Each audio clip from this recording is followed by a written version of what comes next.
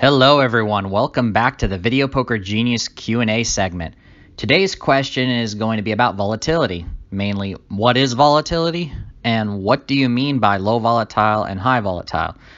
So this comes from a recent viewer question. If you want to ask a question to be answered in a future video, you can post it in the comment section either of this video or in one of my previous video poker lessons. So let's go ahead and get started. So we're going to start with a fun example to explain volatility. So imagine a change machine or a bill breaker, something that you see all over a casino. You've used it to cash vouchers out, for example. So you put a $100 bill in and you receive 5 20s. $100 in for $100 exactly back. This would be an example of an event with zero volatility. And for a change machine, you want zero volatility. But now imagine a change machine where 50% of the time the bill jams and you receive nothing.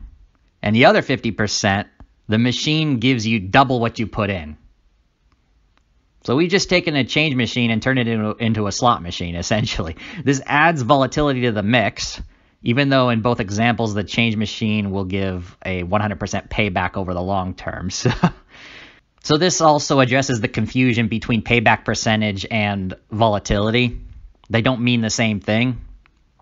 And another example, which I haven't posted on here, I don't have it on the screen, but I'll go ahead and mention it, is imagine a change machine where you put in 100 and you only get back, the machine spits back $95 and takes $5 as a fee to change your money.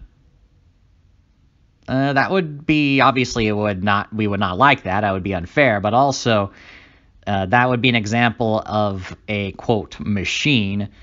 I'm drawing air quotes with my fingers. You're not able to see it, but it would be an example of a machine that pays back 95% of what it takes with no volatility. So this is just to clarify here that you want to have some volatility when playing any casino game, whether it's a video poker machine, a slot machine, because if there is no volatility, you cannot win. You don't have an opportunity to have a lucky day. So volatility is another way of describing luck, for example. Let's go ahead and now describe volatility in the context of casino games. What is considered high and what's considered low. A low volatile game would typically have lots of small wins and slow losses. So if you do lose, it would be slow over the given time frame of your session.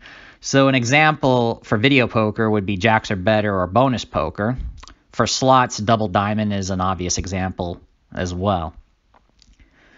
High volatile games have few big wins, but very frequent losses. So your $1.25 quarter video poker bet or your $3 bet on dollar machines, whatever your bet is, it's going to end up with losing spin after losing spin after losing spin very frequently in a high volatile game. Examples here for video poker: triple double bonus, loose deuces.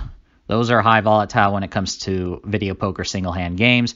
For slot machines, I put Huff and Puff in this example. That is an obvious high volatile game. Very popular, but very high volatile.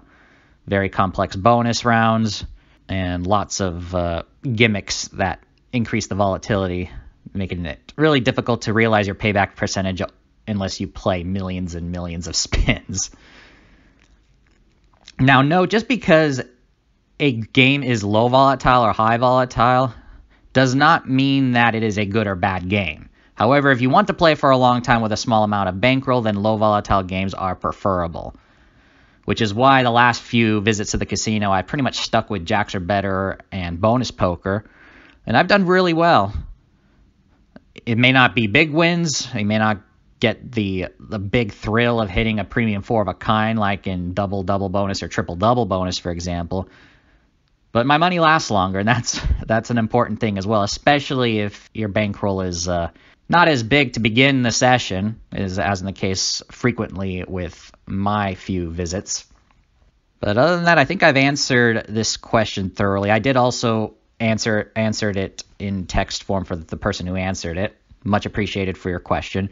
If you need more clarification, because there is a lot to talk about, some interesting other examples that I could give you.